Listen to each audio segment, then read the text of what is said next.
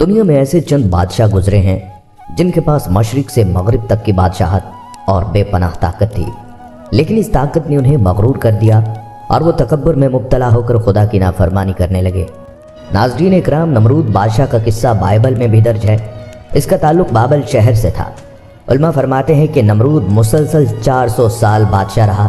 اس نے سرکشی، ظلم اور تکبر کا راستہ اختیار کیا، آخرت کی بجائے دنیا کا حصول پیش نظر رکھا۔ حضرت مجاہد فرماتے ہیں کہ دنیا کی مشرق مغرب کی سلطنت رکھنے والے 4 بادشاہ ہوئے ہیں، جن میں سے 2 مومن اور 2 کافر، حضرت سلیمان بن داؤد اور حضرت ذوالقرنین، اور کافروں میں نمرود اور بخت نصر تھے۔ مفسرین کا بیان ہے کہ نمرود بن کنعان بڑا جابر بادشاہ تھا۔ سب سے پہلے اسی نے تاج شاہی سر پر رکھا، اس سے پہلے کسی بادشاہ نے تاج نہیں پہنا تھا۔ یہ لوگوں سے زبردستی اپنی پرستش کروایا کرتا تھا۔ کاہن اور نجومی اس کے دربار میں بکثرت اس کے مقرب تھے۔ یہ بہت متکبر اور طاقتور بادشاہ تھا، جو خود کو خدا سمجھتا تھا اور خود کو خدا کہلواتا بھی تھا۔ لوگ اس کی پرستش خداؤں کی طرح کرتے تھے اور اس کے سامنے سجدہ بجا لاتے تھے۔ نمرود خود کو زندگی اور موت پر قادر سمجھا کرتا تھا، اور جو کوئی اس کی خدائی کا انکار کرتا اس کے لیے رزق روک لیتا اور کہتا، کون ہے جو تمہیں اب کھلائے گا؟ جب حضرت ابراہیم علیہ السلام چھوٹے سے تھے تو انہوں نے اپنی والدہ سے سوال کیا، میرا خدا کون ہے؟ جس پر ان کی ماں نے جواب دیا کہ خدا پالنے والے کو کہتے ہیں اور میں تمہیں پالتی ہوں، اس لیے میں تمہاری خدا ہوں۔ اس کے بعد حضرت ابراہیم علیہ السلام نے پوچھا، پھر آپ کا خدا کون ہے؟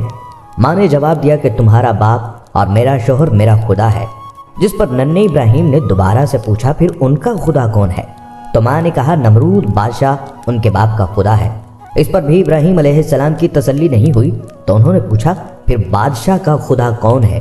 جس پر ماں نے انہیں خاموش کرا دیا۔ خواتین و حضرات، اس سے ظاہر ہوتا ہے کہ اس وقت کے لوگوں کے ذہنوں میں خدا کا تصور نمرود سے آگے نہیں جاتا تھا۔ وہ ایک جابر حکمران تھا جو خود کو خدا سمجھ بیٹھا تھا، اور اس کی رعایا بھی اسی کو خدا مانتی تھی، اس سے ڈرتی تھی، اور ان کے ذہن میں خدا کا تصور نمرود سے بڑا نہیں تھا۔ اسی لیے جب نمرود کو خواب آیا کہ ایک ایسا بچہ پیدا ہوگا جو اس کی خدائی کو چیلنج کرے گا تو اسے بہت ہی فکر لاحق ہوئی۔ قصہ کچھ یوں ہے کہ نمرود نے ایک رات خواب دیکھا کہ ایک ستارہ نکلا اور اس کی روشنی میں چاند، سورج وغیرہ سارے ستارے بے نور ہو کر رہ گئے۔ کاہنوں اور نجومیوں نے اس خواب کی یہ تعبیر دی کہ ایک ایسا فرزند ہوگا جو تیری بادشاہی کے زوال کا باعث ہوگا۔ یہ سن کر نمرود بے حد پریشان ہو گیا اور اس نے یہ حکم دیا کہ میرے شہر میں جو بچہ ہو اسے قتل کر دیا جائے اور مرد عورتوں سے جدا رہیں۔ چنانچہ ہزاروں بچے قتل کر دیے گئے۔ بعض روایات میں آتا ہے کہ اس پیشین گوئی کے بعد نمرود نے تمام حاملہ عورتوں کو جمع کر کے ان سے پیدا ہونے والا نومولود بچہ ہونے کی صورت میں اسے قتل کرنے کا حکم دیا۔ بعض تاریخی روایات کے مطابق نمرود نے حضرت ابراہیم علیہ السلام کو دنیا میں آنے سے روکنے کے لیے 4 سال کی مدت میں تقریباً 4000 بچوں کو قتل کروایا، مگر تقدیر الہی کو کون ٹال سکتا ہے؟ اسی دوران میں حضرت ابراہیم علیہ السلام پیدا ہو گئے اور بادشاہ کے خوف سے ان کی والدہ نے شہر سے دور پہاڑ کے غار میں ان کو چھپا دیا۔ اسی غار میں چھپ کر ان کی والدہ روزانہ دودھ پلا دیا کرتی تھی۔ بعض مفسرین کا قول ہے کہ 7 برس کی عمر تک، اور بعضوں نے تحریر فرمایا ہے کہ 17 برس تک آپ اسی غار میں پرورش پاتے رہے۔ جب حضرت ابراہیم علیہ السلام نے باہر نکلنا اور دنیا کو دیکھنا شروع کیا تو انہوں نے اپنے باپ سمیت لوگوں کو بت پرستی کرتے دیکھا جو انہیں بہت ناگوار گزری۔ قرآن مجید میں آتا ہے، پھر ابراہیم علیہ السلام ان کے معبودوں یعنی بتوں کے پاس خاموشی سے گئے اور ان سے کہا، کیا تم کھاتے نہیں ہو؟ تمہیں کیا ہے، تم بولتے کیوں نہیں؟ پھر ابراہیم علیہ السلام پوری قوت کے ساتھ انہیں مارنے اور توڑنے لگے۔ پھر لوگ میلے سے واپسی پر دوڑتے ہوئے ان کی طرف آئے۔ ابراہیم علیہ السلام نے ان سے کہا، کیا تم انہی بے جان پتھروں کو پوجتے ہو جنہیں خود تراشتے ہو، حالانکہ اللہ نے تمہیں اور تمہارے سارے کاموں کو خلق فرمایا ہے۔ حضرت ابراہیم علیہ السلام کے گاؤں والے ایک میلے میں شرکت کرنے کے لیے گئے تو حضرت ابراہیم علیہ السلام پیچھے ہی ٹھہر گئے اور اس کے بعد گاؤں کے بیقدے میں تشریف لے گئے، جہاں انہوں نے بتوں سے سوال و جواب کیے، جن کا کچھ جواب نہ ملنے پر انہوں نے بتوں کو توڑ ڈالا۔ جب لوگ واپسی پر آئے تو چیخنے اور چلانے لگے اور پیٹنے لگے، ہائے آفت، یہ سب کس نے اور کیوں کر دیا؟ اس واقعے کو اللہ تعالیٰ نے سورہ انبیاء میں اس طرح بیان فرمایا ہے، پھر ابراہیم علیہ السلام نے ان بتوں کو ٹکڑے ٹکڑے کر ڈالا سوائے بڑے بت کے، تاکہ وہ لوگ اس کی طرف رجوع کریں۔ وہ کہنے لگے، ہمارے معبودوں کا یہ حال کس نے کیا؟ بے شک وہ ضرور ظالموں میں سے ہے۔ कुछ लोग बोले, हमने एक नौजवान का सुना है जो इनका जिक्र यानी इन पर तनकीद करता है और इसे इब्राहिम कहा जाता है। बोले, उसे लोगों के सामने ले आओ ताकि सब उसे देख लें। जब इब्राहिम अलैहिस्सलाम आए तो वो कहने लगे, क्या तुमने ही हमारे माबूदों के साथ ये हाल किया है? ऐ इब्राहिम, आपने फरमाया, बल्कि ये काम उनके इस बड़े बुत ने किया होगा, तो इन बुतों से ही पूछो अगर वो बोल सकते हैं। फिर वो अपनी ही सोचों की तरफ पलट गए तो कहने लगे, बेशक तुम खुद ही इन मजबूर और बेबस बुतों की पूजा करके जालिम हो गए। फिर वो अपने सरों के बल औंधे कर दिए गए, यानी उनकी अक्लें औंधी हो गई और कहने लगे, बेशक ऐ इब्राहिम, तुम खुद ही जानते हो कि ये तो बोलते नहीं हैं। इब्राहिम अलैहिस्सलाम ने फरमाया, फिर क्या तुम अल्लाह को छोड़कर इन मूर्तियों को पूजते हो जो ना तुम्हें कुछ नफ़ा दे सकती हैं और ना ही कुछ नुकसान पहुंचा सकती हैं? ताज्जुब है तुम पर और इन बुतों पर भी, जिन्हें तुम अल्लाह के सिवा पूजते हो। तो क्या तुम अकल नहीं रखते?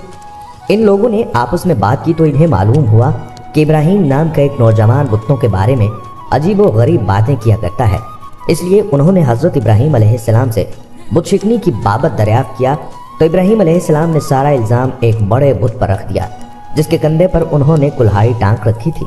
लेकिन गाँव वालों ने उज़र पेश किया कि वो बुत कुछ कैसे बता सकता है। इस पर हज़रत इब्राहिम अलैहिस्सलाम ने उन्हें लाजवाब कर दिया, अगर वो बुत बात न कर सकते हैं, न किसी को नफ़ा न किसी को नुकसान दे सकते हैं, तो वो किसी के माबूद कैसे हो सकते हैं? जब वो सब हज़रत इब्राहिम अलैहिस्सलाम के सामने लाजवाब हो गए तो उन्होंने आपस में मशवरा किया कि हज़रत इब्राहिम अलैहिस्सलाम को मार दिया जाए। इस तरह वो अपने माबूदों की मदद कर सकते हैं और ख़ुद को उनके झूठे खुदाओं की खुफगत और शर्मिंदगी से भी बचा सकते हैं। लिहाजा मशवरे के बाद हज़रत इब्राहिम अलैहिस्सलाम को आग में डाल दिए जाने का फ़ैसला हुआ। जब वो तमाम दलीलें ख़त्म कर चुके तो उन्होंने ताकत का सहारा लिया और कहा, इसको जला दो और अपने माबूदों की मदद करो अगर तुम ऐसा करना चाहते हो। बाहवाला सूरह अंबिया। इसलिए उन्होंने एक बड़ी आग में जलाने का फ़ैसला किया और लोगों को इस वाक़या का मुशाहिदा करने के लिए बुलाया। फिर उन्होंने हज़रत इब्राहिम अलैहिस्सलाम को इस आग में डाल दिया। बस अल्लाह ताला ने इससे निजात दी और उसे इसके लिए ठंडक और सलामती बख्शी और इसके दुश्मनों की चाल को नाकाम बना दिया। इरशाद होता है, हमने कहा, ऐ आग, इब्राहिम अलैहिस्सलाम के लिए ठंडी और सलामती वाली बन जा। और उन्होंने इसे नुकसान पहुंचाना चाहा, लेकिन हमने उन्हें बदतरीन नुकसान पहुंचाया। नाज़रीन, 7 रोज़ के बाद नमरूद ने समझा कि आग बुझी होगी। ऊंचे महल पर चढ़कर रोज़ाना नमरूद को देखता था और इब्राहिम के ज़िंदा रहने से खौफ करता था। ऊंचे महल पर चढ़कर नमरूद रोज़ाना उस आग को देखा करता था और इब्राहिम अलैहिस्सलाम के ज़िंदा रहने से खौफ खाया करता, अगर ये अपने खुदा की मदद से ज़िंदा निकला तो मुझ पर और मेरे मुल्क पर आफत आन पड़ेगी। जब वो अपने दिल का डर अपने साथियों से बयान करता तो वो तसल्ली देते कि इस आग में अगर सिंह खारा भी डाला जाए तो वो भी पिघल जाएगा। एक दिन नमरूद बड़े गौर से अपने महल पर से देख रहा था कि इब्राहिम के इर्द गिर्द सब कुछ गुलिस्तान है और चश्मा शीरी जारी है। नमरूद नहायत हैरान हुआ। इस तरह और परेशानी से उसने अपनी गर्दन झुकाई और कहा, ऐ इब्राहिम, तुझ पर ऐसी जान गुजार आग को किसने गुलजार किया? इब्राहिम ने जवाब दिया कि मेरे परवरदिगार का इतना आसार है। दर हकीकत तो मेरा परवरदिगार बहुत बड़ा है। 40 या 50 दिन हज़रत इब्राहिम अलैहिस्सलाम इस गुलजार में रहे। वो फरमाते हैं कि क्या ऐसा खुशी का वक्त सारी ज़िंदगी में फिर कभी ना मिला होगा। आज में हज़रत इब्राहिम अलैहिस्सलाम नहायत बेगम थे। हर सुबह शाम खुदा के हुक्म से लजीज़ किस्म का ताम फरिश्ते उन्हें पहुँचाते। कमाल खुशी और गमी का वक्त गुजरता। जब इस आग से हज़रत इब्राहिम अलैहिस्सलाम बासलामत निकल आए तो उन्होंने नमरूदियों को वाज़ो नसीहत दोबारा शुरू कर दी। इसके बाद हज़रत इब्राहिम और नमरूद का आमना सामना हुआ और हज़रत इब्राहिम ने उसे खुदा के बारे में बताया, लेकिन नमरूद ने खुदा की खुदाई को मानने की बजाय खुद अपने खुदा होने का दावा किया और इस मामले में हज़रत इब्राहिम अलैहिस्सलाम से झगड़ा करने लगा। इस बात का अंदाज़ा सूरह बकरा में इस तरह से आता है। अल्लाह ताला कुरान पाक में इरशाद फरमाता है, क्या तूने उस शख्स को नहीं देखा जिसने इब्राहिम से उसके रब की बाबत झगड़ा किया, इसलिए कि अल्लाह ने उसे सल्तनत दी थी। जब इब्राहिम ने कहा कि मेरा रब वो है जो ज़िंदा करता है और मारता है, उसने कहा मैं भी ज़िंदा करता हूँ और मारता हूँ। कहा इब्राहिम ने, बेशक अल्लाह सूरज मशरिक से लाता है, तू उसे मगरिब से ले आ। तब वो काफिर हैरान रह गया और अल्लाह बेइंसाफियों को सीधी राह नहीं दिखाता। बाहवाला सूरह बकरा। कुरान पाक की इस आयत में हज़रत इब्राहिम अलैहिस्सलाम का जिस शख्स के साथ झगड़े का जिक्र किया गया है, इसके बारे में कहा जाता है कि वो इराक़ का बादशाह नमरूद था, जिसका दारुल हुकूमत बाबल था। حضرت ابراہیم علیہ السلام نے جب کفار کے بت توڑ دیے تو انہیں نمرود کے دربار میں پیش کیا گیا، جہاں آپ علیہ السلام کا نمرود سے مکالمہ ہوا۔ دربار میں پیشی ہوئی تو زیر بحث مسئلہ خدائی کا تھا۔ جب اسے حضرت ابراہیم علیہ السلام نے اللہ کی عبادت کی دعوت دی تو اس نے جہالت اور گمراہی کی وجہ سے خالق کا انکار کر دیا۔ چنانچہ حضرت ابراہیم علیہ السلام نے اس سے بحث کی۔ اس نے اپنے رب ہونے کا دعویٰ کیا تو حضرت ابراہیم علیہ السلام نے فرمایا، سورہ بقرہ میں کچھ اس طرح سے آیا ہے، میرا رب زندہ کرتا ہے اور مارتا ہے۔ اس نے کہا، میں بھی زندہ کرتا ہوں اور مارتا ہوں۔ محمد بن اسحاق بیان کرتے ہیں، اس کے سامنے 2 آدمی پیش کیے گئے، ان کے لیے سزائے موت کا فیصلہ ہو چکا تھا۔ اس نے ایک کو قتل کرنے کا حکم دیا اور دوسرے کو معاف کر دیا۔ اس طرح اس نے یہ فریب دیا کہ اس نے ایک کو موت دی اور دوسرے کو زندگی بخش دی۔ اس کا یہ عمل حضرت ابراہیم علیہ السلام کی دلیل کا جواب نہیں تھا اور نہ ہی اس کا موضوع مناظرے سے کوئی تعلق تھا، جس سے یہ ظاہر ہو گیا اس کے پاس کوئی دلیل نہیں تھی۔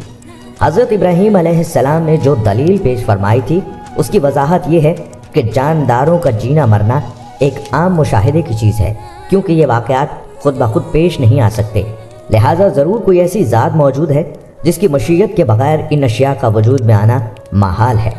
لازمی ہے کہ نظر آنے والے واقعات کا کوئی فاعل ہو جس نے انہیں پیدا کیا، انہیں اپنے نظام کا پابند کیا، جو ستاروں، ہواؤں اور بادلوں کو ایک جگہ سے دوسری جگہ لے جاتا ہے اور بارش برساتا ہے، اور ان جانداروں کو پیدا کرتا ہے جو ہمیں نظر آتے ہیں اور پھر انہیں موت سے ہمکنار کر دیتا ہے۔ اس لیے حضرت ابراہیم علیہ السلام نے ایک اور دلیل پیش کی جس سے نہایت واضح طور پر خالق کا وجود اور نمرود کے دعوے کا بطلان ثابت ہوتا ہے۔ اس کی وجہ سے اسے سب کے سامنے لاجواب اور خاموش ہونا پڑا۔ ارشاد باری تعالیٰ ہے، ابراہیم نے کہا کہ اللہ وہ ہے جو سورج کو مشرق سے نکالتا ہے، لہٰذا تو اسے مغرب سے نکال دے، یعنی یہ مسخر سورج روزانہ مشرق سے نکلتا ہے جیسے اسے پیدا کرنے والے اور چلانے والے نے مقرر کر رکھا ہے۔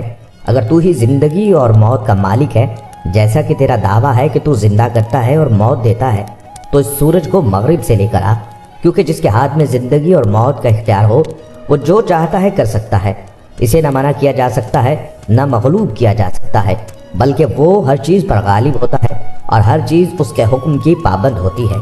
اگر تیرا دعویٰ سچا ہے تو یہ کام کر، ورنہ ثابت ہو جائے گا کہ تیرا دعویٰ غلط ہے۔ حقیقت یہ ہے کہ تجھے معلوم ہے اور ہر شخص جانتا ہے کہ تو یہ کام نہیں کر سکتا۔ اس طرح حضرت ابراہیم علیہ السلام نے اس کا جاہل اور عاجز ہونا واضح فرما دیا، اس کے پاس جواب میں کہنے کو کچھ نہ رہا۔ خواتین و حضرات، حضرت ابراہیم علیہ السلام اور نمرود کے درمیان یہ مناظرہ اس دن ہوا جس دن وہ آگ سے نکلے۔ اس سے پہلے ان کا کبھی آمنا سامنا نہ ہوا تھا۔ جس دن وہ اکٹھے ہوئے اس دن یہ مناظرہ واقع ہوا۔ جب حضرت ابراہیم علیہ السلام نے نمرود کو اللہ کے راستے کی طرف بلایا، اس کو نصیحت کی تو اس نے چند روز کی مہلت مانگی۔ اس کے وزیر نے کہا، اتنی مدت تو نے خود خدائی کی، اب دوسرے کی بندگی اختیار کرتا ہے اور اپنے لیے شرمندگی اور رسوائی اختیار کرتا ہے، جس کے نتیجے میں آخر کار اس نے ابراہیم علیہ السلام کے سامنے انکار کر دیا اور کہا، میں تیرے رب کی رضا کے واسطے کئی ہزار گائیں اور بکریاں اور اونٹوں کی قربانی دیتا ہوں۔ حضرت ابراہیم علیہ السلام نے فرمایا کہ ایمان کے بغیر قربانیاں قبول نہیں ہوتی، پھر بھی تیرے واسطے دوزخ ہی ہوگا۔ پھر حضرت ابراہیم علیہ السلام نے فرمایا، اتنی بڑی بادشاہی خدا نے تجھے دی اور مجھے خدا نے تیرے واسطے نبی بنا کر بھیجا اور مجھے آگ سے بچا کر ایک معجزہ تجھے دکھایا، پھر بھی تو کفر سے باز نہ آیا، تو تیرے لیے غارت کرنے کو اس کا ادنا لشکر بھی کافی ہے۔ نمرود ایک متکبر بادشاہ تھا جسے اپنی خدائی پر بڑا مان تھا اور اپنی طاقت پر غرور تھا۔ اس نے کہا، دنیا میں میرے بغیر کوئی بادشاہ نہیں اور میری بارگاہ کے بغیر کوئی بارگاہ نہیں۔ اگر آسمان کے بادشاہ کی کوئی فوج ہے تو کہو مجھ پر اپنی فوج بھیج کر میری لڑائی اور حشمت کا تماشا کرے۔ زید بن اسلم سے روایت ہے کہ نمرود نے اشیاء خوردنی کا انتظام اپنے ہاتھ میں رکھا تھا۔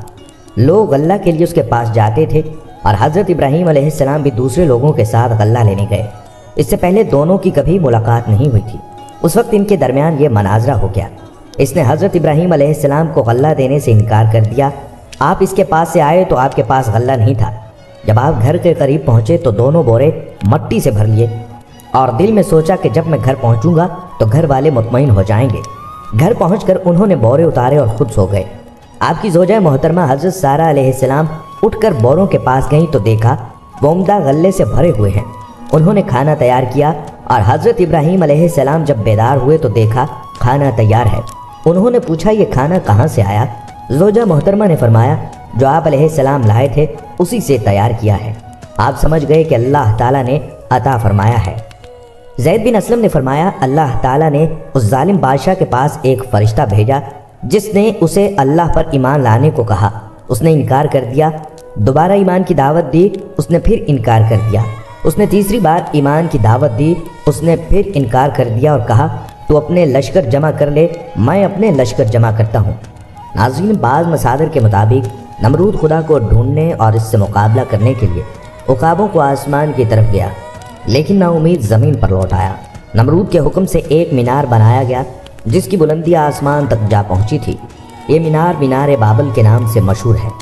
آخرکار وہ زیادہ بلندی سے ڈرتے ہوئے خدا سے لڑے بغیر واپس زمین پر آ گیا۔ تاریخی مصادر میں نمرود کے محل پرواز کو بیت المقدس اور اس کے دوبارہ زمین پر بیٹھنے کی جگہ کو جبل الدخان ذکر کیا ہے۔ بعض تاریخی مصادر میں نمرود کے آسمان کی طرف پرواز کرنے کی داستان کو مختلف انداز میں پیش کیا گیا ہے۔ ان مصادر میں آیا ہے کہ نمرود نے خدا سے مقابلہ کرنے کے لیے ایک بلند و بالا مینار بنانے کا کہا جو مینار بابل کے نام سے مشہور ہوا، جو کچھ مدت بعد خدا کے حکم سے نیست و نابود ہوا۔ بعض مفسرین کے مطابق سورہ نحل کی آیت نمبر 26 میں اسی واقعے کی طرف اشارہ کیا گیا ہے۔ اس آیت میں خدا نے کافروں کی اس عمارت کو تباہ کرنے کی طرف اشارہ کیا ہے جسے لوگوں کو دھوکہ دینے کے لیے تعمیر کیا گیا تھا۔ ان ساری روایات کے برعکس یہ روایت بالکل درست ہے کہ جب نمرود نے حضرت ابراہیم علیہ السلام کو چیلنج کیا کہ اگر تمہارے آسمانی خدا کی کوئی فوج ہے تو اسے کہو مجھ پر اپنے لشکر بھیج دے اور جنگ کرے۔ یہ سن کر حضرت ابراہیم علیہ السلام نے اللہ تعالیٰ سے دعا کی اور مدد مانگی۔ جب حضرت جبرائیل علیہ السلام حضرت ابراہیم علیہ السلام کے پاس تشریف لائے اور کہا کہ نمرود سے کہہ دیجئے کہ وہ اپنا لشکر تیار کرے، اللہ پاک نے انسانی شکل میں ایک فرشتہ نمرود کے پاس بھیجا۔ فرشتے نے اس سے کہا تیرا خدا کہتا ہے تو مجھ پر ایمان لے آ، میں تیری بادشاہت برقرار رکھوں گا۔ نمرود بولا کون خدا؟ خدا تو صرف میں ہوں۔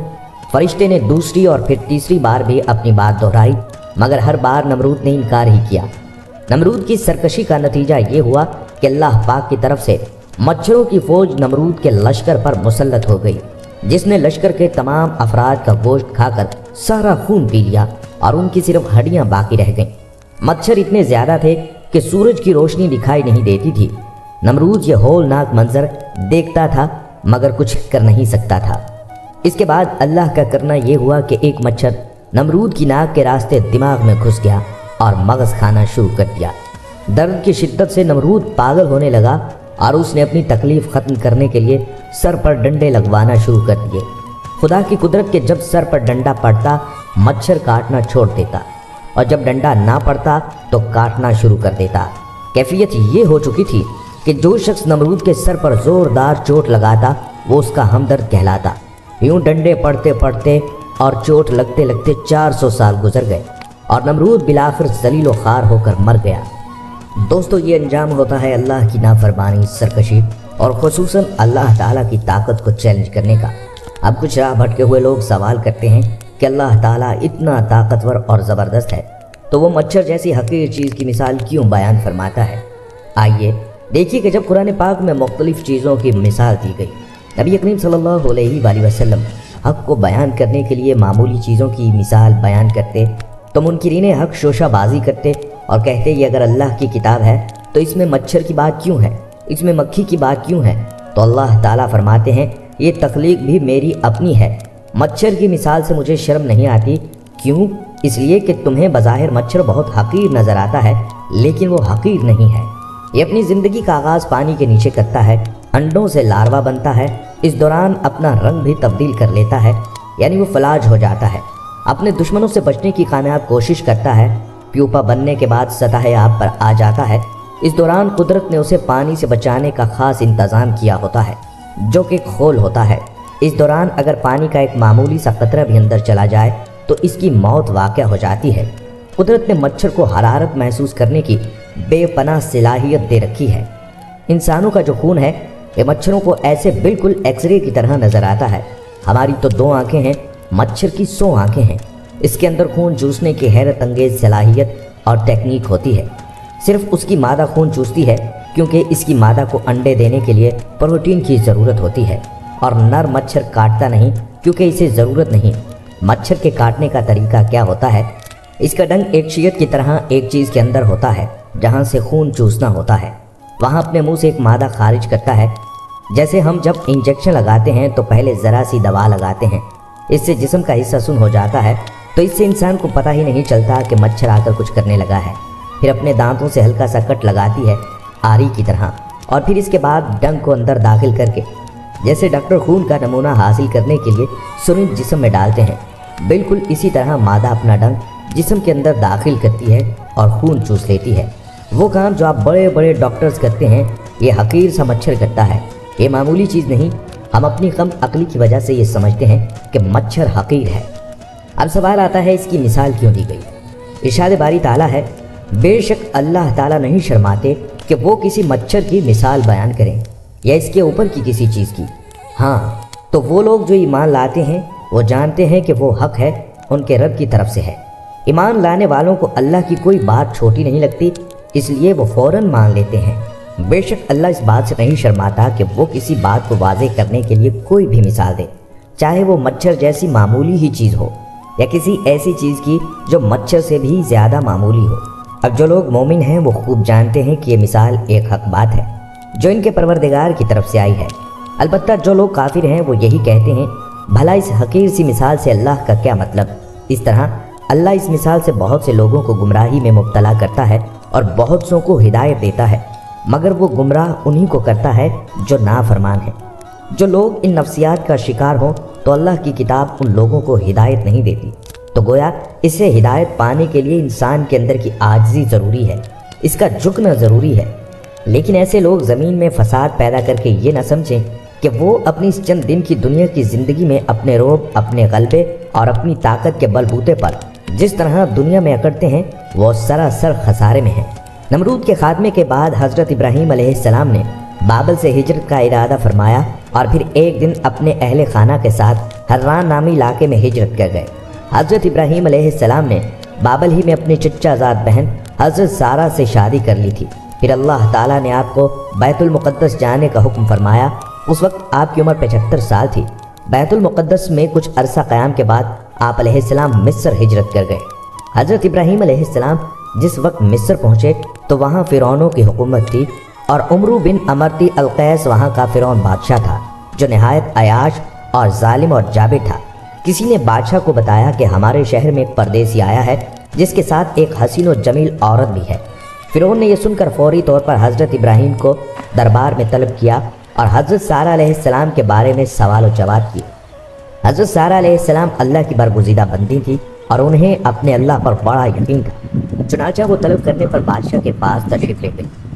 بادشاہ نے جب انہیں دیکھا تو خود پر قابو نہ رکھ سکا اور پورے ارادے سے انہیں پکڑنے کے لیے آگے بڑھا۔ حضرت سارہ علیہ السلام اس وقت اپنے رب سے دعا میں مصروف تھیں۔ جیسے ہی فرعون آگے بڑھا اس کا قدم زمین میں دھنس گئے۔ بادشاہ بدحواس ہو گیا اور جلدی سے بولا، تم میرے لیے اپنے اللہ سے دعا کرو، میں تمہیں کوئی تکلیف نہیں پہنچاؤں گا۔ حضرت سارہ علیہ السلام نے دعا فرمائی کہ اے اللہ، اگر یہ مر گیا تو کہا جائے گا کہ میں نے اسے قتل کیا ہے، اے اللہ تو اسے آزاد کر دے۔ اس دعا کے بعد اللہ نے اسے آزاد کر دیا، لیکن وہ اپنی حرکت سے باز نہ آیا۔ دوبارہ آگے بڑھا تو مزید اندر گھس گیا۔ اس نے پھر دعا کے لیے کہا، حضرت سارہ علیہ السلام نے دعا کی، وہ پھر آزاد ہو گیا۔ راوی کہتے ہیں کہ تیسری یا چوتھی بار میں وہ پکار اٹھا اور اپنے درباریوں سے کہا کہ تم میرے پاس کسی انسان کو نہیں لائے ہو۔ پھر اس نے حضرت سارہ علیہ السلام کو عزت و احترام سے رخصت کیا، بلکہ ایک خادمہ حضرت حاجرہ بھی ان کی خدمت میں پیش کی گئیں۔ کئی محققین کے مطابق حضرت حاجرہ بادشاہ کی لونڈی نہیں بلکہ بیٹی تھی۔ حضرت سارہ علیہ السلام حضرت حاجرہ علیہ السلام کو ساتھ لے کر حضرت ابراہیم علیہ السلام کے پاس تشریف لائیں تو دیکھا وہ نماز میں مصروف ہیں۔ فارغ ہو کر بیوی سے سوال کیا، کیا ہوا؟ حضرت سارہ نے جواب دیا کہ اللہ نے کافر کے مکر کو رد کر دیا اور فاجر کی برائی کو اس کے سینے میں دفن کر دیا۔ اس واقعے کے بعد حضرت ابراہیم دوبارہ فلسطین منتقل ہو گئے۔ کچھ عرصہ بیتا تو ایک دن حضرت سارہ علیہ السلام حضرت ابراہیم علیہ السلام سے فرماتی ہیں کہ میں چاہتی ہوں کہ آپ حاجرہ سے نکاح کر لیں، شاید اللہ آپ کو اولاد کی نعمت سے نواز دے۔ اس وقت تک آپ کی اولاد نہیں ہوئی تھی۔ پھر حضرت سارہ نے آپ کا نکاح حضرت حاجرہ سے کروا دیا۔ اللہ تعالیٰ نے سال کے بعد ہی حضرت حاجرہ کے بطن سے حضرت اسماعیل علیہ السلام کو پیدا فرمایا۔ بعد ازاں حضرت ابراہیم علیہ السلام اللہ کے حکم سے حضرت حاجرہ اور نومولود بیٹے کو لے کر فلسطین سے نامعلوم منزل کی جانب چل پڑے۔ حضرت ابراہیم علیہ السلام اپنی زوجہ اور لخت جگر کے ساتھ صحراؤں، پہاڑوں اور میدانوں کو عبور کرتے ہوئے ایک ایسی وادی میں پہنچے جہاں دور دور تک چرند پرند تھے اور نہ ہی کوئی پانی کا نام و نشان تھا۔ لیکن حیران کن طور پر اس وادی کے درمیان ایک بوڑھا درخت نہ جانے کب سے اپنے مکینوں کے انتظار میں تنہا کھڑا تھا۔ حضرت ابراہیم علیہ السلام نے اہلیہ کو دودھ پیتے معصوم جان جگر سمیت درخت کے نیچے بٹھایا، کھجور کا تھیلا اور پانی کا مشکیزہ پاس رکھا اور کچھ کہے بغیر واپسی کے لیے پلٹے۔ حضرت حاجرہ علیہ السلام نے جب یہ دیکھا تو لپک کر دامن پکڑا اور بولی، اے ابراہیم، ہمیں اس دست و بیاباں میں چھوڑ کر کہاں جا رہے ہو؟ حضرت حاجرہ کے بار بار فریاد کرنے پر بھی آپ خاموش رہے تو انہوں نے عرض کیا، اے ابراہیم، کیا یہ اللہ کا حکم ہے؟ آپ نے فرمایا ہاں۔ حضرت حاجرہ نے یہ سنا تو بڑے یقین اور اعتماد کے ساتھ فرمایا، پھر ہمارا پروردگار ہمیں ضائع نہیں فرمائے گا۔ حضرت ابراہیم علیہ السلام آگے بڑھ گئے، لیکن الفت پدری کے تحت مجبور ہو کر ایک ٹیلے کی اوٹ میں پہنچ گئے جہاں سے حضرت حاجرہ ان کو نہ دیکھ سکتی تھی، اور پھر باری تعالیٰ کے حضور دعا کے لیے ہاتھ اٹھا لیے، اے پروردگار، میں نے اپنی اولاد کو اس میدان بیاباں میں تیرے عزت والے گھر کے پاس لا بسایا ہے تاکہ یہ نماز پڑھیں۔ تو لوگوں کے دلوں میں ایسا کر دے کہ ان کی طرف جھکے رہیں اور ان کو میووں سے روزی دے تاکہ تیرا شکر کریں۔ پھر حضرت ابراہیم علیہ السلام وہاں سے پلٹ گئے۔ حضرت حاجرہ پر اللہ کی رحمت سایہ فغن تھی۔ ابھی زاد راہ ختم ہی ہوا تھا کہ اللہ نے معصوم اسماعیل علیہ السلام کے قدموں سے آب زمزم جاری کر دیا۔ حضرت عبداللہ بن عباس رضی اللہ تعالیٰ عنہ سے مروی ہے کہ نبی کریم صلی اللہ علیہ وآلہ وسلم نے فرمایا، اللہ پاک حضرت اسماعیل علیہ السلام کی والدہ پر رحمت فرمائے، اگر وہ پانی سے چلو نہ بھرتی، اسے بہنے دیتی تو وہ ایک بہتے ہوئے چشمے کی صورت اختیار کر لیتا۔ بحوالہ بخاری شریف۔ کچھ ہی عرصہ گزرا تھا کہ بنو جرہم کا قبیلہ حضرت حاجرہ کی اجازت سے وہاں آباد ہو گیا، اور پھر اللہ تعالیٰ نے جلد ہی اس غیر آباد وادی کو شہر میں بدل دیا۔ دوستو، ابراہیم علیہ السلام ایک ظالم بادشاہ کے بعد دوسرے کے ظلم سے بھی بچ نکلے۔ تاریخ کے بدترین بادشاہوں کے سامنے ان کا ڈٹ جانا اور پھر ان سے بچ جانا ان پر اللہ کی آزمائش تھی، اور بعد میں ایک مقدس شہر میں اولاد ابراہیم کو بسانا اللہ تعالیٰ کا خاص کرم تھا، جو انہیں اللہ پر بھروسے اور توکل کی وجہ سے اپنے دین پر استقامت اختیار کرنے کی وجہ سے ملا۔ سیدنا ابراہیم علیہ السلام وہ ذات گرامی ہیں جنہیں اللہ رب العزت نے سرور کائنات خاتم الانبیاء حضرت محمد صلی اللہ علیہ وآلہ وسلم کے بعد ساری کائنات میں افضل ترین مقام اور مرتبہ عطا فرمایا۔ ان کی عظیم قربانیوں اور استقامت کے شاندار مظاہروں کے عوض دنیا بھر کی ایسی امامت بخشی کہ آج دنیا کا کم و بیش ہر الہامی مذہب خود کو حضرت ابراہیم علیہ السلام کی طرف منسوب کرنے میں فخر محسوس کرتا ہے۔ یہودی اپنے آپ کو حضرت ابراہیم علیہ السلام کا پیروکار کہتے ہیں، عیسائی اس بات کے لیے اپنے دعوے دار ہیں۔ مشرکین مکہ کفر و شرک کے باوجود ابراہیمی کہلانے کو سعادت کی بات سمجھتے تھے، حتیٰ کہ بعض بزرگوں کی تحقیق سے ہندوؤں میں بھی برہمن یا برہما مہاراج حضرت ابراہیم علیہ السلام کی طرف ہی منسوب ہیں، جبکہ اہل اسلام تو اپنے اس دعوے میں بلا شبہ حق بجانب ہیں کہ اصل ابراہیمی وہی ہیں کہ وہ ملت ابراہیم پر ہیں۔ قرآن کریم کا ارشاد ہے کہ حضرت ابراہیم علیہ السلام کو دنیا بھر کی امامت کا مقدس منصب ان کی استقامت اور آزمائشوں اور امتحانوں کا خندہ پیشانی کے ساتھ سامنا کرنے کے صلہ میں ملا ہے، اور اگر حضرت ابراہیم علیہ السلام کی مقدس زندگی کا مطالعہ کیا جائے تو اس امر کا اعتراف کیے بغیر کوئی چارہ کار نہیں رہے گا کہ اس ذات گرامی کی پوری زندگی قدم قدم پر مصائب و آلام سے نمٹتے ہوئے گزری۔ ذرا خیال فرمائیے، یہ امتحان کون سا کم تھا کہ اللہ تبارک و تعالیٰ نے اس عظیم الشان پیغمبر کو، جو پیدائشی محب تھے، ایسے گھرانے اور ماحول میں پیدا فرمایا جہاں کفر و شرک، انسان کی خدائی اور ظلم و جبر کا دور دورہ تھا۔ انسان خدا بنا بیٹھا تھا اور اس کے احکام کو خدائی احکام کا درجہ دیا جاتا تھا، اور فرشتوں سے خود کو سجدہ کروانے والا انسان پتھر اور لکڑی کے بت تراش کر ان کے سامنے پیشانی رگڑ رہا ہے۔ ایسے ماحول میں حضرت ابراہیم علیہ السلام نے آنکھیں کھولی، دل میں ایمان اور توحید کے جذبات سمندر کی لہروں کی طرح کروٹ لے رہے ہیں، لیکن باہر کی دنیا میں کفر و شرک اور ظلم و جبر کے سوا کچھ دکھائی نہیں دیتا۔ حتیٰ کہ جس گھر میں پیدا ہوئے وہ گھر ملک میں بت پرستی کا سب سے بڑا علمبردار تھا، لیکن ابراہیم علیہ السلام نے ماحول کے اثرات کو قبول نہیں کیا۔ کم عمری کے باوجود कुफ्र व शिर्क की तारीकी में डूबी हुई दुनिया को तौहीद और रसालत के अनवार से रोशन करने के लिए बेताब दिखाई दिए। कदम कदम पर बाप को, रिश्तेदारों को और अहले वतन को रोकते और टोकते रहे। इनसे शिर्क के फ़ायदे और नुकसानात पर बहस करते रहे। इसके इव्ज़ उन्हें डांट भी पड़ती और ताने भी सुनने पड़ते। मगर वो कितना अजीम नौजवान था जिसने पूरे मुआशरे में एक हम नवा के ना होते हुए भी अल्लाह ताला की तौहीद का परचम बुलंद किया। फिर आप देखें कि इस्तकामत के इस पहाड़ ने कुल्हाड़ी कंधे पर उठाए कौम के बुत खानों का रुख किया और कौम के खुदाओं के टुकड़े टुकड़े करके कुल्हाड़ी बड़े बुत के कंधे पर रख दी और किसी किस्म का फिक्र तरद्दुद किए बगैर इत्मीनान से कौम के सामने आ गए। कौम पूछती है, इंक्वायरी करती है, जिरा होती है, लेकिन इब्राहीम अलैहिस्सलाम की जहानत बल्कि इस्तकामत के सामने किसी का बस नहीं चलता और सिवाय नदामत और पशेमानी के कौम के हाथ में कुछ नहीं आता। कौम बेबस और लाचार होकर इस मर्द कलंदर को आग में जलाने का फैसला करती है। आग जल रही है और शोले आसमान से बातें कर रहे हैं। हज़रत इब्राहीम अलैहिस्सलाम को आग के सामने लाया जाता है। खुदा का खलील मुस्कुराता है, आगे की तरफ देखता है और फिर आसमान की तरफ निगाह उठाकर और मुतमईन होकर खुद को आग भड़काने वाले के सपुर्द कर देता है।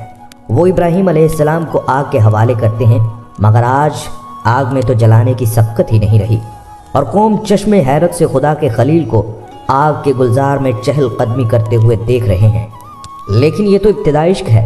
इंतहा तक पहुँचते पहुँचते कितने मरहले दरमियान में आते हैं, ज़रा इन पर निगाह डालते चलिए। खुदाई के गुरूर में नमरूद अपने तख्त पर बैठा है और इब्राहीम अलैहिस्सलाम सामने हैं।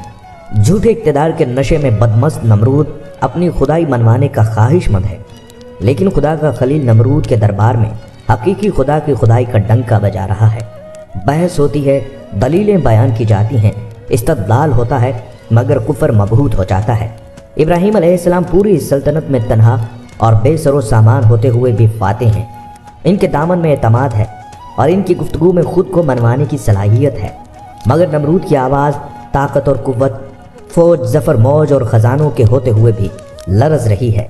इससे कोई जवाब नहीं बन पाता और फिर हक अपनी कामयाबी का परचम नमरूद के दरबार में लहरा कर कामरान वापिस आता है। आगे चलिए और देखिए कि कौम भी लाजवाब हो गई। बादशाह वक्त खुदाई के तमाम तर दावों के बावजूद लाचार है। अब आखिरी हरबा बाकी रह गया और बाप सामने आता है। हज़रत इब्राहीम अलैहिस्सलाम उसे समझाते हैं और मनाने की कोशिश करते हैं, मगर पत्थरों की ज़बान में जवाब मिलता है। खुदा के खलील को किस बात की परवाह है। आखिरी सलाम करते हैं, बच्चों को साथ लेते हैं और वतन से कूच कर जाते हैं। और इधर दूर सहरा में खड़ा शैतान कफ़े अफसोस मल रहा है कि ये आखिरी हरबा भी किसी काम ना आया। अभी तो बहुत से इम्तहान बाकी हैं। अभी तो रास्ता में एक जालिम बादशाह की शैतानियत और गरूर तोड़ना है। बादशाह अपने इक़्तिदार के ज़ौम में खलील खुदा के हरम पाक पर हाथ डालना चाहता है, मगर इधर तकदीर खड़ी मुस्कुरा रही है और अंजाम कार इस बादशाह को इस मर्द कलंदर के हरम मुक़द्दस में अपनी लड़की का हदिया पेश करना पड़ता है। अब हरम पाक में एक नहीं दो हस्तियां हैं और बाद में आने वाली हस्ती की गोद में एक नन्हा सा फूल भी खिल उठा है। फिर आजमाइश का एक नया दौर शुरू होता है। हुक्म खुदाबंदी है कि जवान बीवी और मासूम बच्चे को खुले सहरा में बगैर किसी सहारे के छोड़ आओ। क्या फर्मा बरदार ख़ानदान है कि माँ बाप और बच्चा चल पड़े हैं और सहरा में जहाँ दरख्त है न पानी है। माँ के हौसले की दाद दीजिए कि जिसे पता चलता है कि उसे और उसके शीरखार बच्चे को अल्लाह ताला के हुक्म पर सहरा में छोड़ा जा रहा है तो वो मुतमईन हो जाती है। और फिर माँ है, बच्चा है, सहरा है और खुले आसमान की नीली छत है। फिर बच्चा बड़ा होता है, जवानी की हद को पहुँचता है और ख्याल फरमाइए और वो मंजर आंखों के सामने लाइए कि इकलौते नौजवान बेटे का बूढ़ा बाप बड़े राजो न्याज के साथ बेटे से सरगोशी कर रहा है कि बेटे मुझे हुक्म मिला है कि मैं तुझे ज़िबा कर दूँ, तुम्हारा क्या ख्याल है। बेटा कुछ भी तरद्दुद नहीं करता, कोई उज़र पेश नहीं करता और कहता है अब्बाजान जो हुक्म मिला है कर गुजरिए, मुझे आप सब्र करने वाले पाएंगे। और ये सिर्फ बातचीत का किस्सा नहीं, बाप ने बेटे को ज़मीन पर लिटा दिया, आंखों पर पट्टी बांध रखी है, हाथ में छुरी है और इकलौते बेटे का बूढ़ा बाप बेटे की गर्दन पर छुरी रखकर अल्लाह ताला की रज़ा के लिए ज़िबा कर रहा है। मगर छुरी भी तो उसी ज़ात के इख्तियार में है जिसके इख्तियार में आग थी।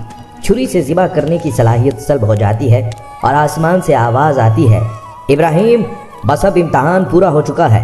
आपकी कुर्बानी की याद क़यामत तक हर साल ज़िंदा की जाती रहेगी। आपके हकीकी पैरोकार हर साल आपकी याद को ताज़ा करने के लिए موٹے تازے جانوروں کا خون اللہ کی رضا کے لیے بہاتے رہیں گے۔ یہ ہے ایک ہلکا سا منظر اس عظیم و جلیل پیغمبر کی استقامت کا، جسے اللہ تعالیٰ نے اولو العزم رسولوں میں شمار کیا ہے اور خلیل اللہ جیسا پیارا خطاب دیا۔ اللہ تعالیٰ نے ایسے ہی تو نہیں فرمایا کہ اور جب ابراہیم کو اس نے بہت سی باتوں میں آزمایا تو وہ بھی پورا اترا، پھر رب نے کہا میں تجھے لوگوں کا امام بنانے والا ہوں۔ اس طرح حضرت ابراہیم علیہ السلام کو اللہ تعالیٰ نے ممتاز فرمایا۔ آپ علیہ السلام کتنی قوموں کے نبی ٹھہرے اور رہتی دنیا تک آپ کا نام اور مقام بلند ہوتا رہے گا۔ ناظرین کرام، بندہ دنیا میں اسی لیے آیا ہے کہ رب کی معرفت حاصل کرے اور صبح و شام اس کی عبادت میں مصروف رہے۔ بندہ کو 3 امور کی وجہ سے معرفت الہی میں درجہ کمال حاصل ہوتا ہے۔ نمبر 1، ذات کی معرفت جو خودی کی قربانی سے حاصل ہوتی ہے۔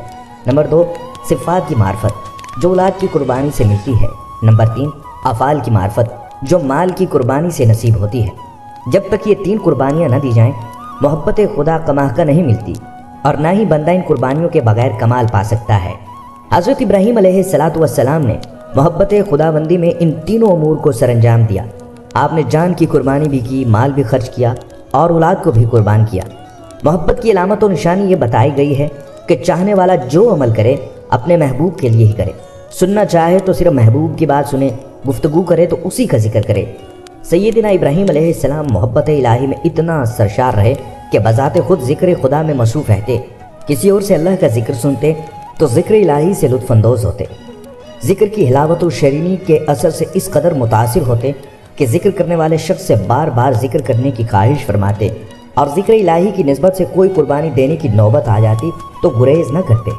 اللہ تعالیٰ نے اپنے خلیل کو مال و دولت کی کثرت عطا فرمائی، جیسا کہ تفسیر روح البیان میں ہے۔ آپ کے پاس بکریوں کے 5000 ریوڑ، 5000 غلام تھے۔ بکریوں کی نگہداشت اور حفاظت کے لیے جو کتے تھے ان کے گلوں میں سونے کے پٹے رہتے تھے۔ فرشتوں کو اس بات سے تعجب ہوا کہ آپ کے پاس کثرت سے مال موجود ہے، اس کے ساتھ ساتھ آپ اللہ کے خلیل ہیں، مقام خلقت پر فائز ہیں۔ مال و دولت کی یہ فراوانی اور مقام خلقت کا ایک ذات میں جمع ہونے سے فرشتے معتجب ہوتے۔ مال و دولت کی یہ فراوانی اور مقام خلت کا ایک ذات میں جمع ہونے سے فرشتے حیرت میں رہتے۔ چنانچہ آپ کے مرتبہ کے اظہار کی خاطر اللہ تعالیٰ نے آزمائش کے لیے ایک فرشتہ آدمی کی صورت میں زمین پر بھیجا۔ جس راہ سے آپ علیہ السلام اپنی بکریاں لے کر جاتے، اسی راہ میں وہ فرشتہ انسان کی شکل میں اونچے ٹیلے پر بیٹھ گیا اور ذکر الہی میں مصروف ہو کر بآواز بلند کہنے لگا، میرا رب پاک اور عظمت والا ہے، فرشتوں اور حضرت جبرائیل کا پروردگار ہے۔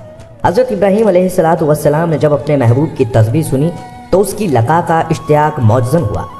آپ نے ان سے فرمایا، اے انسان، میرے رب کا ذکر دوبارہ سناؤ، میں تمہیں اپنا آدھا مال عطا کر دوں گا۔ اس نے دوبارہ تسبیح و تقدیس کے گن گائے۔ آپ نے فرمایا، میرے خالق کا ذکر دوبارہ کرو، میں ہر قسم کا مال و منال، جو بکریاں، غلام، جو کچھ تم دیکھ رہے ہو، سارے کا سارا تمہارے حوالے کر دوں گا۔ حضرت ابراہیم علیہ السلام نے اپنا مال ذکر الہی کے لیے خرچ کر کے بتا دیا کہ محبت الہی میں اس درجہ فنا ہو جاؤ کہ مال کی محبت تمہیں راہ خدا میں خرچ کرنے سے نہ روکے۔ دنیا اور دنیا کی دولت رب نے عطا کی تو اس دنیاوی دولت کے عوض اللہ تعالیٰ نے دولت عقبی خریدنی چاہیے، اخروی درجات اور اعلیٰ مراتب کا سوال کرنا چاہیے۔ اس کے برخلاف مال کی محبت میں منہمک ہو کر آخرت سے غفلت کرنا، دولت عقبی سے محروم ہو جانا اور راہ خدا میں خرچ نہ کرنا بندگی کا تقاضا نہیں ہے۔ خواتین و حضرات، اللہ تعالیٰ جب کسی بندے کو اپنا محبوب بنانا چاہتا ہے تو اس کو کڑی آزمائش اور سخت امتحان کے مرحلے سے گزارتا ہے۔ جب بندہ امتحان میں کامیاب ہوتا ہے تو اس کو اپنا محبوب بنا لیتا ہے، مگر انبیاء کرام علیہ السلام کو حق تعالیٰ پہلے اپنا بناتا ہے، پھر انہیں منزل امتحان سے گزارتا ہے۔ انبیاء کرام کی آزمائش صرف اس لیے ہوتی ہے کہ کائنات کو ان حضرات کا عزم و استقلال اور ثابت قدمی بتائی جائے۔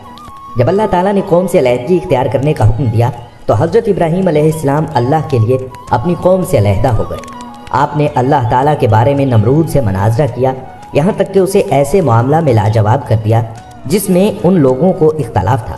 جب لوگوں نے آپ کو آگ میں جلانا چاہا تو آپ نے آگ میں ڈالے جبر کیا۔ یوں ہمیں نمرود اور حضرت ابراہیم علیہ السلام کی کہانی سے سبق ملتا ہے کہ اللہ کی نافرمانی کا راستہ بظاہر آسان ہے اور اللہ بندے کو مہلت دیے چلے جاتا ہے، جیسا کہ نمرود کو بار بار سیدھے راستے کی طرف دعوت دی گئی لیکن وہ انکار کرتا رہا۔ بظاہر اسے دنیا کا ہر عیش و آرام مہیا تھا، مگر اس کا انجام بہت برا ہوا۔ اس کے ساتھ ساتھ اس کی آخرت بھی تباہ و برباد ہو کر رہ گئی۔ دوسری طرف حضرت ابراہیم علیہ السلام کی زندگی قدم قدم پر آزمائشوں سے بھری ہوئی اور مشکلوں سے بھری ہوئی تھی، کیونکہ اللہ سے وفا کا راستہ آسان نہیں ہوا کرتا اور حق کے راستے میں بے شمار مشکل مقام آتے ہیں، مگر اس کا انجام بہت ہی بہترین ہوتا ہے۔ اللہ تعالیٰ سے دعا ہے کہ اللہ ہمیں انبیاء کرام کی پیروی کرنے کی توفیق عطا فرمائے اور جہنم کے گڑھے میں گرنے سے بچا لے، آمین۔ ناظرین کرام، ہم امید کرتے ہیں کہ آپ کو یہ ویڈیو بہت پسند آئی ہوگی۔ اگر آپ کو یہ ویڈیو پسند آئی ہے تو اس کو لائک کریں اور اپنے پیارے دوستوں کے ساتھ اسے ضرور شیئر کریں۔ کمنٹس میں آپ ہمیں بتائیں کہ آپ اور کن موضوعات پر ویڈیوز دیکھنا چاہتے ہیں۔ اب ملاقات ہوگی آنے والی ویڈیو میں، تب تک کے لیے خدا ہم سب کا حامی و ناصر ہو۔